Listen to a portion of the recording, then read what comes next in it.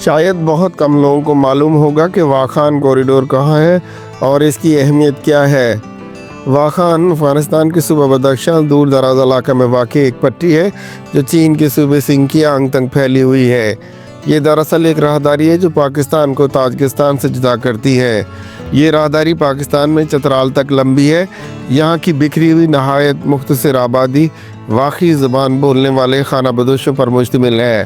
پاکستان سے شروع ہونے والی یہ پٹی افغانستان، خراسان، بلورستان، تاجکستان تک طویل ہے۔ بہت دور دراز علاقے ہونے کی وجہ سے یہاں افغانستان کی عملداری نہ ہونے کے برابر ہے۔ واخان کا علاقہ 19ویں صدی کے آخر میں برطانیہ اور روس کے درمیان گریٹ گیم کے دوران ایک بفر زون کی حیثیت اختیار کر گیا تھا۔ یہ گریٹ گیم نوآبادیاتی طاقتوں کے درمیان وسطی ایشیا کے کنٹرول حاصل کرنے کے لیے مقابلے کا نام تھا۔ 1895 میں برطانیہ اور روس کے درمیان ہونے والے معاہدے کے تحت خراسان افغانستان کی شمالی سرحد اور افغانستان کو چین کے ساتھ سرحد نامزد کیا گیا، لیکن حقیقت یہ ہے کہ اونچے اونچے برف پوش پہاڑوں اور جنگلات پر مشتمل اس دور افتادہ راہداری کو زمانہ قدیم سے تجارت کے لیے استعمال کیا جاتا رہا ہے۔ پاکستان کے شمالی علاقے ہنزا سے ہوتی ہوئی اور چترال سے گزر کر یہ راہداری چین اور تاجکستان کو پاکستان سے ملانے کا قدیم راستہ ہے۔ واخان راہداری کی لمبائی 350 کلومیٹر اور چوڑائی 26 سے 64 کلومیٹر تک ہے۔ بعض جگہ پر مزید تنگ ہو کر اس کی چوڑائی 17 کلومیٹر تک بھی ہو جاتی ہے۔ یہ انتہائی دشوار گزار اور برف سے اٹا ہوا راستہ ہے۔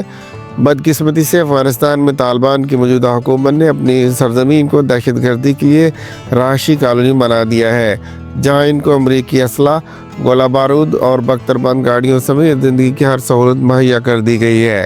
فتنہ الخوارج کے یہ اسلام دشمن اور انسانیت کے قاتل افغانستان سے آ کر پاکستان میں دہشت گردی کی وارداتیں کرتے ہیں اور بے گناہ شہریوں اور اپنے ملک کی حفاظت پر مامور پاکستانی سیکیورٹی اہلکاروں کو شہید کرتے ہیں اور خود جہنم کا ٹکٹ لے کر واصل جہنم ہو جاتے ہیں۔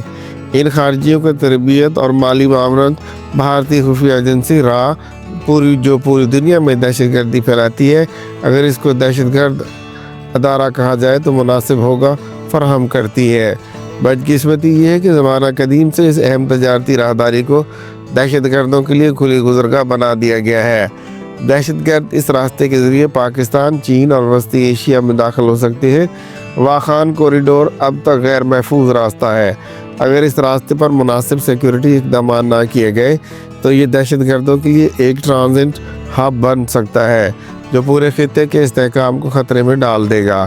اسی طور پر واخان کوریڈور کا پاکستان سے گہرا تعلق رہا ہے۔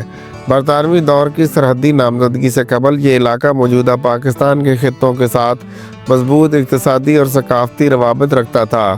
یہ نوآبادیاتی ورثہ آج بھی خطے کے باہمی روابط میں رکاوٹ بنا ہوا ہے، جس کی وجہ سے پاکستان اور وسائل سے مالا مال وسطی ایشیائی ریاستیں اپنی مکمل اقتصادی صلاحیت سے فائدہ نہیں اٹھا پا رہی۔ طالبان بھارت کو افغان ہوائی اڈوں اور تجارتی راستوں تک کھلی رسائی دیتے ہیں، لیکن پاکستان کی جائز علاقائی رابطہ کاری کی کوششوں کی مذمت کرتے ہیں، جو کہ افغانستان کے اپنے اقتصادی مفادات کے خلاف واضح جانبداری کو ظاہر کرتا ہے۔ پاکستان کو قانونی راستے تلاش کرنے چاہیے تاکہ وہ واخان کوریڈور کو خریدنے یا لیز پر لینے کا آپشن اختیار کرے، جس سے وسطی ایشیا کے ساتھ براہ راست تجارتی راستہ حاصل ہو سکے۔ یہ اقدام علاقائی روابط میں انقلاب لا سکتا ہے اور غیر مستحکم افغان تجارتی راستوں پر انحصار کم کر سکتا ہے۔ اگر افغانستان کا معاندانہ رویہ برقرار رہتا ہے اور پاکستان کی علاقائی تجارتی کوششوں کو جان بوجھ کر روکا جاتا ہے تو پاکستان کو حکمت عملی کے تحت واخان پر مکمل کنٹرول حاصل کرنے کا آپشن کھلا رکھنا چاہیے۔ چونکہ واخان راہداری کی چوڑائی 16 سے 60 کلومیٹر کے درمیان ہے، اس لیے وسطی ایشیا تک ایک براہ راست سرنگ یعنی ٹنل بنانا ایک قابل عمل آپشن ہو سکتا ہے۔ اگر افغانستان تعاون کا مظاہرہ نہیں کرتا تو پاکستان کو اپنے تجارتی راستے خود محفوظ بنانے ہوں گے۔ اگر کابل کو یہ معاملہ سمجھ آ گیا کہ اس میں پاکستان اور وسطی ایشیا کے ساتھ ساتھ افغانستان کا بھی فائدہ ہے تو یہ بہت بہتر بات ہوگی۔ افغان عبوری حکومت کو بھارت کی وقتی محبت اور اسی وجہ سے پاکستان کے ساتھ بلا وجہ دشمنی کے بجائے اپنے ملک کے بہتر مستقبل اور خوشحالی کو اہمیت دینی چاہیے، جس کے لیے افغان سرزمین کو فتنہ الخوارج سے پاک اور بھارتی مداخلت کو رد کرنا ہوگا۔ پاکستان اور افغانستان دو برادر ملک اور قریب ترین پڑوسی ہیں، اس لیے پاکستان کے ساتھ بہتر برادرانہ اور پرخلوص دوستی خود افغانستان کے بہترین مفاد میں ہے۔ موجودہ دور میں امریکی نئی پالیسیاں پوری دنیا میں تبدیلیوں کا باعث بن رہی ہیں۔ حکومتیں اپنے ملک اور قوم کے مفادات کو مقدم رکھتی ہیں، نہ کہ خود اقتدار کے مزے لوٹتی رہے اور عوام در بدر رہے۔ افغان عوام تو گزشتہ 40 سال سے یہی کچھ بھگت رہے ہیں، اس لیے طالبان حکومت باہمی تعاون اور پائیدار دوستی کی ترجیح دے تاکہ افغان عوام کو بھی سکھ کا سانس نصیب ہو۔